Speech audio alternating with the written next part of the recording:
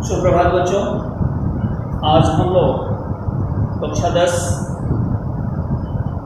सहायक पुस्तिका कृतिका पाठ 1 माता का आंचल के बारे में पढ़ेंगे। इसके लेखक शिवपूजन सहाय जी। तो सबसे पहले बच्चों मैं इस बात को बताना चाहता हूँ कि इस कृतिका पुस्तक का उपयोग आपके लिए क्यों है, क्यों अलग से ये रखी गई है। तो थोड़ा सा संक्षिप्त जानकारी इस संदर्भ में लेंगे कि हिंदी एक खड़ी बोली है जिसको राष्ट्रभाषा, राजभाषा और हम लोगों की मातृभाषा के रूप में जाना जाता है। तो बच्चों इस कृतिका पुस्तिका के संदर्भ में सबसे पहले तो मुझे ये जानना चाहिए कि इसमें क्षेत्रीय भाषाएं जिन लेखकों ने अपनी क्षेत्रीय भाषाओं के माध्यम से या हिंदी की अन्य भाषाओं के माध्यम से अपनी रचना को या अपनी बात को रचना के माध्यम से प्रस्तुत किया है, उसको इसमें संग्रहित करके आपके लिए इसलिए रखा गया है कि हिंदी तो एक खड़ी बोली है ही, लेकिन उस खड़ी बोली के साथ हिंदी की और जो शाखाएं हैं और जो भाषाएं हैं और जो उपबोलियां हैं उनमें भी रचनाएं की गई हैं, वो भी बहुत ही सारगर्भित हैं और उस क्षेत्र की संस्कृति, सभ्यता, रहन सहन, आचरण, खान पान इत्यादि का इसके माध्यम से पता चलता है। तो बच्चों सबसे पहले हम आज आपको बताते हैं लेखक बच्चे शिवपूजन सहाय जी के बारे में। तो शिवपूजन सहाय जी के बारे में संक्षिप्त परिचय लेकर के हम लोग अपने मूल विषय पर आते हैं। तो शिवपूजन सहाय जी का जन्म 9 अगस्त 1893 ईस्वी को आरा जनपद जो कि बिहार प्रांत में पड़ता है वहां पर हुआ। आपकी प्रारंभिक शिक्षा भी आरा से ही हुई और फिर आप कलकत्ता से पत्रकारिता का कोर्स करने के लिए चले आए कोलकाता में, जो वर्तमान समय में है। फिर आप 1924 में वहां से लखनऊ आ गए और मुंशी प्रेमचंद्र जी के संदर्भ में, उनके साथ में, उनके मार्गदर्शन में रह करके माधुरी पत्रिका का संपादन करने लगे। बच्चों इसके बाद 1926 से 1935 तक आप काशी में प्रवास किए, वहां अध्ययन किए। तत्पर्यंत 1939 से लेकर के 1949 तक आप राजेंद्र इंटर कॉलेज में हिंदी के प्राध्यापक पद पर कार्य किए और तत्पर्यंत आप साहित्य साधना भी करते रहे और भारत सरकार के द्वारा आपको पद्म भूषण सम्मान से नवाजा भी गया, आपको दिया भी गया। आपकी रचनाएं हैं देहाती दुनिया, स्मृति शेष आदि रचनाएं आपने कथाकार के रूप में, उपन्यासकार के रूप में, कहानीकार के रूप में हिंदी साहित्य को अपनी प्रतिभा से, अपनी रचनाओं से हिंदी साहित्य की अनेकों विधाओं में आपने लेखनी चला करके हिंदी साहित्य को समृद्ध किया शिवपूजन सहाय जी ने। और आपका देहावसान 21 जनवरी सन 1963 ईस्वी को हो गया।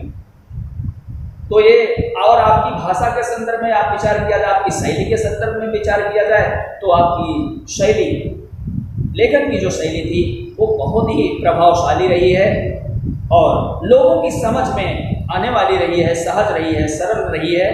तो उसके साथ साथ तद्भव का प्रयोग, तत्सम का प्रयोग, संस्कृतनिष्ठ शब्दों का भी प्रयोग आपने किया है, जो आपकी लेखन शैली को एक उत्कृष्टता प्रदान करती है। अब आते हैं थोड़ा सा शीर्षक। हमारे पाठ का शीर्षक है माता का आंचल। बच्चों यह शीर्षक ही हमें बहुत कुछ बताने में सक्षम है और यह शीर्षक ये बताने के लिए पर्याप्त है कि मां की ममता इस दुनिया में कितनी अनोखी। एक उदाहरण के तौर पर मैं श्री रामचंद्र जी का भी अयोध्या नरेश की बातों का कुछ, उनकी भावनाओं का भी कुछ उल्लेख यहां पर करना प्रासंगिक समझता हूं कि जब वे वनगमन को जा रहे थे तो अयोध्या क्षेत्र की जो सीमा थी उस सीमा पर जब पहुंचे तो वहां से थोड़ी सी मिट्टी लिए रथ से उतर कर और उस मिट्टी को लेकर के अपने साथ रख लिए और सदा वो अपनी आराधना में, अपनी पूजा में उस मिट्टी की सदा पूजा करते रहे जब तक वो अपनी मिट्टी से दूर रहे, अर्थात अपनी जन्मभूमि से दूर रहे। लंका विजय भी किया उन्होंने, और विजय करने के उपरांत लक्ष्मण जी से बोलते हैं, ऐ लक्ष्मण, यद्यपि स्वर्णमयी लंका लक्ष्मण मम नारोचते जननी जन्मभूमिश्च स्वर्गादपि गरीयसी। क्या लक्ष्मण, यह यद्यपि सोने की लंका है, किसी भी चीज की यहां पर कमी नहीं है, हमने विजय भी प्राप्त कर लिया है, किंतु अपनी मां और अपनी जन्मभूमि, ये तो इस दुनिया नहीं, स्वर्ग की जो स्थिति है अर्थात स्वर्ग लोक से भी ये महान होते हैं। तो इसी भाव को लेखक ने भी प्रस्तुत किया है इस पाठ के माध्यम से, और लेखक ने भी यह बताने का प्रयास किया है कि दुनिया कुछ भी आपके लिए कर दे, सारी सुविधाएं आपके लिए उपलब्ध कर दे, किंतु मां का जो स्नेह है, मां का जो प्रेम है, मां का जो प्यार है, मां की जो ममता है, उसका विकल्प इस दुनिया में और कोई नहीं है। तो मेरे बच्चों, इस बात को जरूर ध्यान में रखिए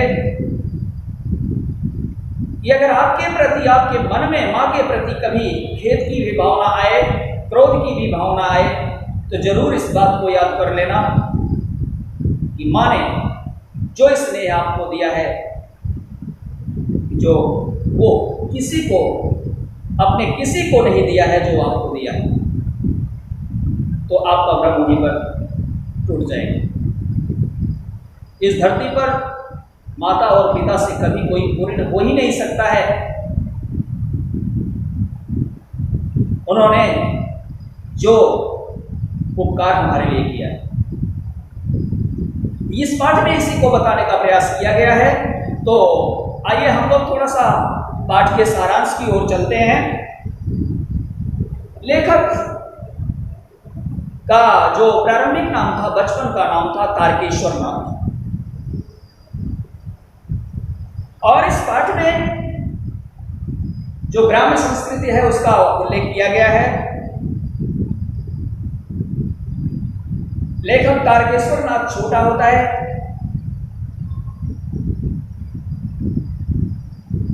और जब लेखक के पिता स्नान ध्यान करके पूजा करने के लिए बैठ जाते हैं अपने पूजा स्थल पर, तो बाल स्वभाव होता है, लेखक बालक है, वो भी अपने पिता के पास पहुंच जाता है जहां वो पूजा कर रहे होते हैं।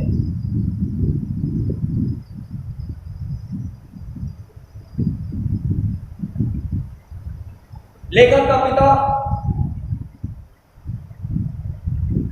चंदन घिसते हैं, भगवान को लगाते हैं, और ठीक उसी प्रकार से बालक लेखक के मस्तक पर भी त्रिपुंड लगा देते हैं, 3 रेखाओं वाला तिलक जो होता है वो मस्तक पर, उसे हम त्रिपुंड कहते हैं। और पूजन करने के बाद लेखक के पिता का प्रतिदिन का यह काम था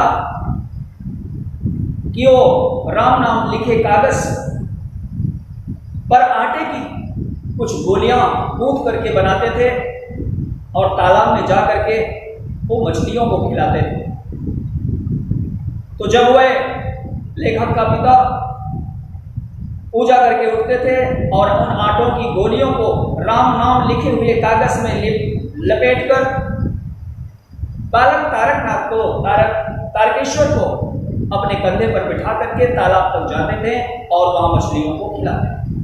लौटते समय लेखक का पिता बगीचे में झुकी हुई डालियों पर लेखक को बैठा करके झूले झुलाता था, और जिसमें लेखक को बड़ा आनंद आता था। उसके बाद आने के बाद लेखक के पिता जब चौके पर बैठ जाते थे खाना खाने के लिए, तो लेखक को भी अपने साथ बैठा लेते थे और खिलाते थे। ना इच्छा होने पर भी जबरदस्ती पिता खिलाते थे। और जब लेखक छिटक कर असंतुष्ट होकर के रोने लगता था कि अब मैं नहीं खाऊंगा और भागने लगता था, तो मां जबरदस्ती पकड़ लेती थी, बैठा करके खिलाने का प्रयास करती थी और बच्चे को बहलाने के लिए थाली में गूंथे हुए सने हुए खाद्य पदार्थ के कई टुकड़े करके, तोता का है, मैना का है, कौवा का है, हाथी का है, घोड़ा का है, ऐसा मनोरंजन करा करके लेखक को खिलाया जाता था।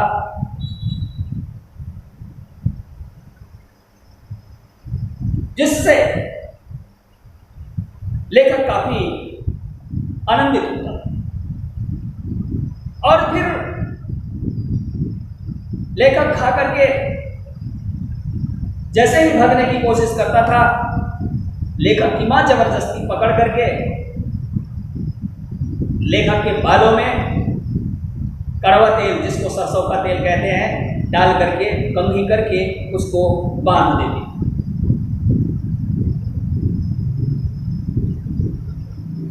फिर वह बालक अपने बाल मंडली में सज धज कर खेलने के लिए चला जाता था, जहां पर खूब बटरगश्ती करता था, खूब खेलता था। बच्चों का खेल निराला भी होता है। आज तो बहुत ही अत्याधुनिक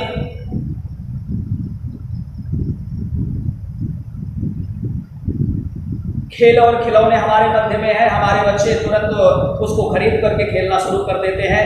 लेकिन इस प्रकार के खेल को स्वयं मैंने भी खेला है कि बच्चे स्वयं अपने मंडली के साथ जाते थे, वहां पर घरौंदे बनाते थे, घर बनाते थे, लकड़ी के, घास फूस के,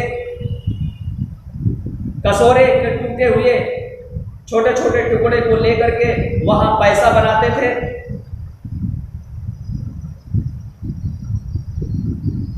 जिससे उसमें खरीद फरोख्त भी होती थी, शादी विवाह भी पूरा होता था, बाराती भी आते थे, उनका खान पान भी होता था,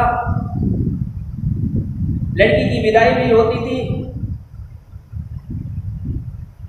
और जब कभी किसी कारणवश बड़े लोग आ भी जाते थे तो शर्म के कारण उन खेलों को बने हुए घरौंदों को बिगाड़ करके भाग जाते थे बच्चे।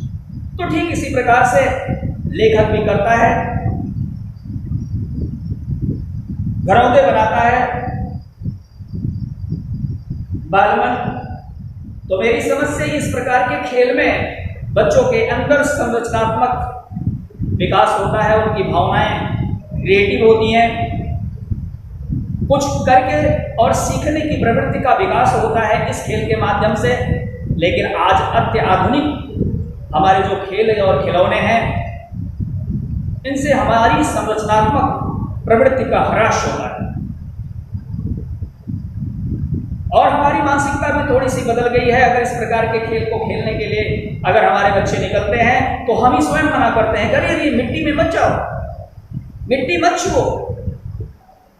हम ये भूल जाते हैं कि इसी मिट्टी ने तो हमें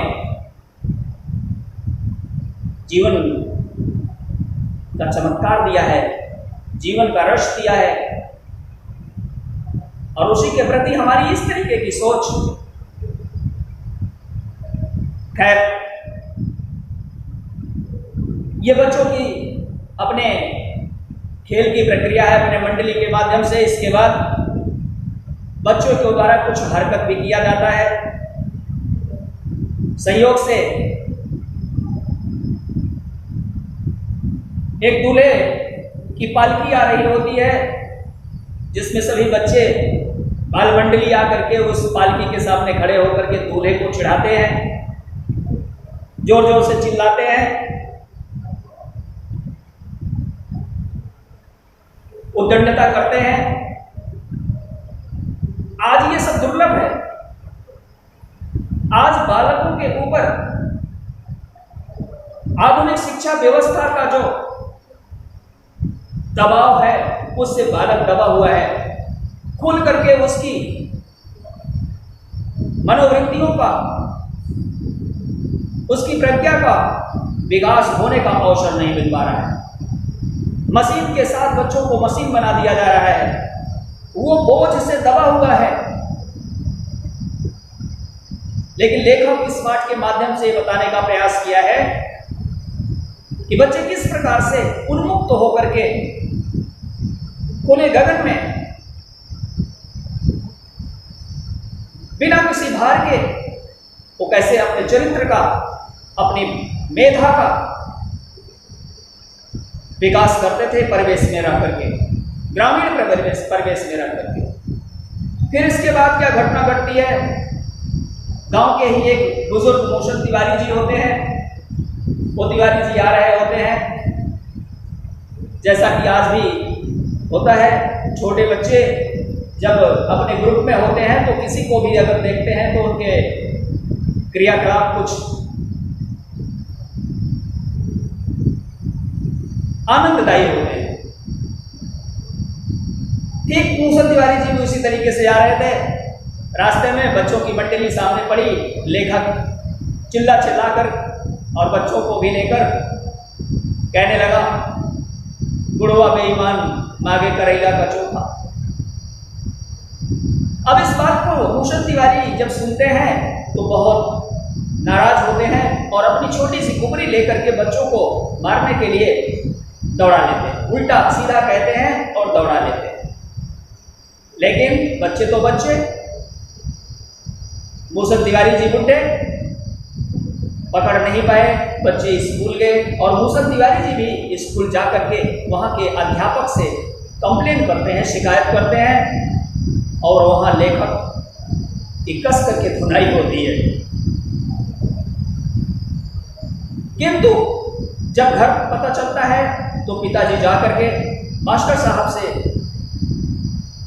प्राध्यापक जी से निवेदन करते हैं और निवेदन करके बच्चे को लाते हैं। किंतु आज का हमारा परिवेश अगर देख लीजिए तो अगर अध्यापक किसी भी तरीके से कुछ बोल देता है तो हमारा पेरेंट्स उस बात को नहीं समझ पाता है कि किस कंडीशन में हमारे बच्चे के साथ अध्यापक ने ऐसा किया है।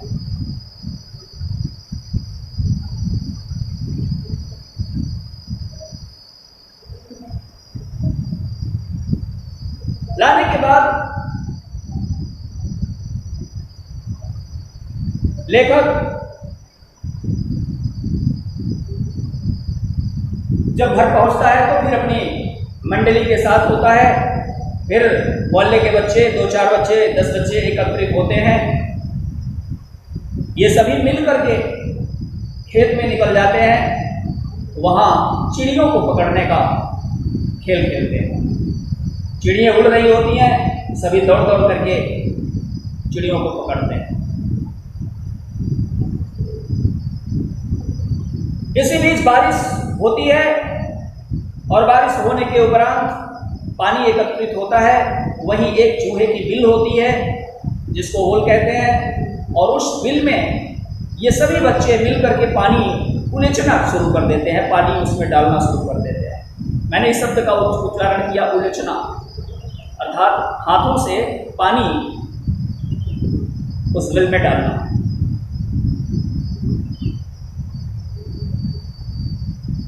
संयोग से उसमें चूहा नहीं था, उसमें एक कोबरा था, सर्प था, और जब पानी उसके ऊपर पड़ा तो वो भी अपनी सुरक्षा करने के लिए उस होल से, उस बिल से बाहर निकलने की कोशिश किया। और जैसे ही बाहर निकलता है सारे बच्चे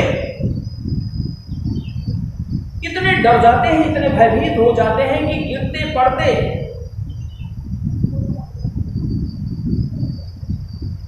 सब अपने घर की तरफ भागते हैं। लेखक भी धूम धूसरित हुआ, गिरता पड़ता, लुढ़कता अपने घर की तरफ भागा, चिरोता चिल्लाता।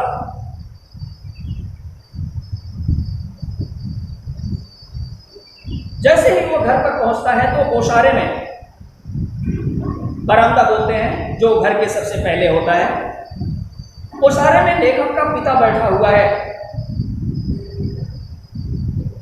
और मां अंदर है।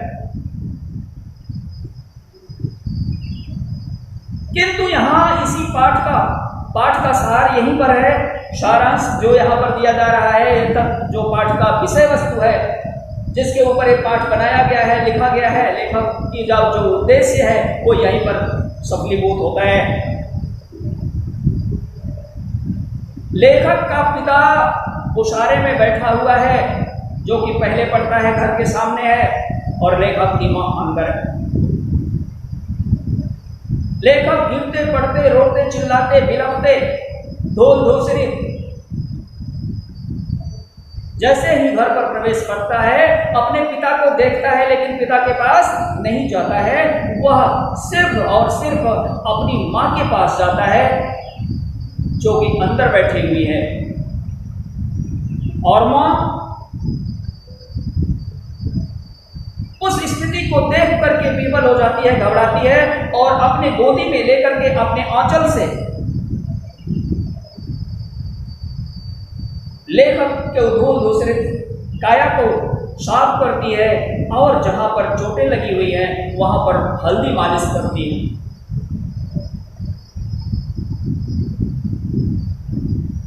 तो बच्चों, यहां पर आपने देखा कि पूरे पाठ में लेखक का जो लगाव था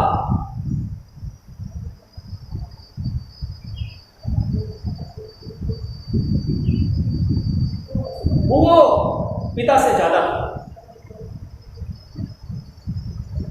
ज्यादा से ज्यादा समय पिता के साथ बिताता था लेखक।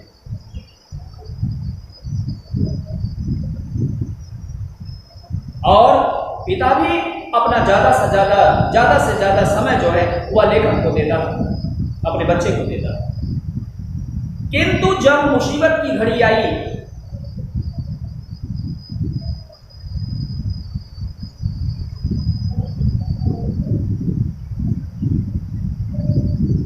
तो उस समय लेखक को सबसे ज्यादा प्रिय कौन लगा? यद्यपि सबसे पहले पिताजी मिले थे, किंतु वह पिताजी के पास न जाकर के घर में अंदर बैठी हुई मां के पास लेखक जाता है।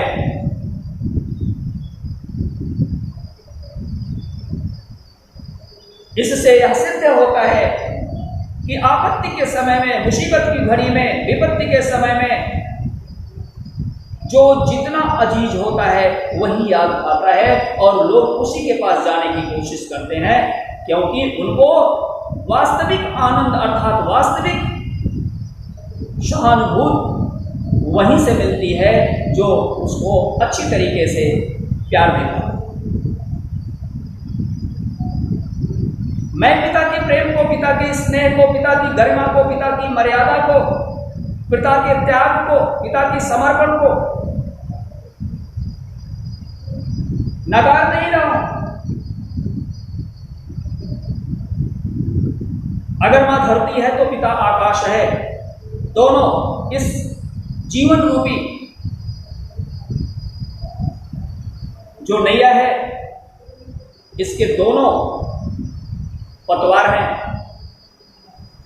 आधार हैं। किंतु जहां पर ममत्व की बात आएगी, ममता की बात आएगी, वहां पिता एक बार क्रुद्ध हो सकता है, रूठ सकता है, नाराज हो सकता है, डांट सकता है, लेकिन मां के अंदर बच्चे के प्रति कभी भी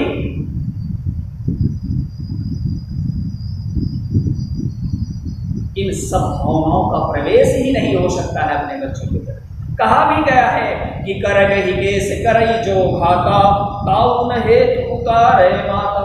अगर बालक बच्चे के केस को पकड़ करके प्रहार करता है, घसीट कर बाहर कर देता है, फिर भी मां का हृदय जो है अपने बच्चे के प्रति तनिक भी नकारात्मक नहीं होता है और सकारात्मक ही सदा रहता है। उसके अंदर अपने बच्चे के प्रति ममता कूट कूट करके भरी होती है। तो मेरे बच्चों, मैं भी इस पाठ के माध्यम से आपको यह सुझाव देता हूं और आपको अपने जीवन में अगर सफलता को प्राप्त करना है तो इन तीनों को, माता, पिता और गुरु, इन तीनों को जितना हो सके उतना स्नेह दीजिए, इनका आदर कीजिए, इनका सम्मान कीजिए, क्योंकि यही तीन लोग ऐसे हैं कि जो आपको बिना लिए सही बातें बताएंगे, बिना कुछ आपसे लिए ये सही बातें बताएंगे। इनका कोई स्वार्थ आपसे नहीं होता है, इसलिए और धरती पर जितने भी लोग हैं सबका आपसे कोई ना कोई घनिष्ठ स्वार्थ छिपा हुआ है। ये तीनों व्यक्ति बिना स्वार्थ के आपको मार्गदर्शन करते हैं, आपके हित की कामना करते हैं, आपके मंगल की कामना करते हैं। इसलिए सबसे रुक जाओ, इन तीनों से कभी मत रूठो, जिसमें विशेष तौर पर आप माँ के प्रति सदा सहनशील बने रहिए। यही इस पाठ का सारांश है, यही इस पाठ का मैसेज है, यही इस पाठ का उद्देश्य है कि आप भी अपने माता पिता और गुरु के प्रति स्नेह सीखें।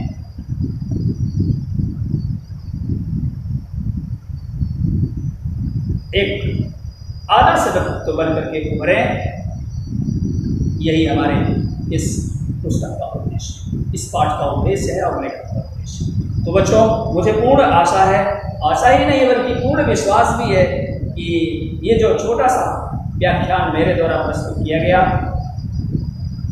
निश्चित ही आपको इसमें समझ आया होगा। अगर नहीं भी आया है तो उन बिंदुओं को चिन्हित करने का प्रयास करें, भेजिए मुझे, मैं जरूर उसको पुनः व्याख्यायित करके आपको प्रस्तुत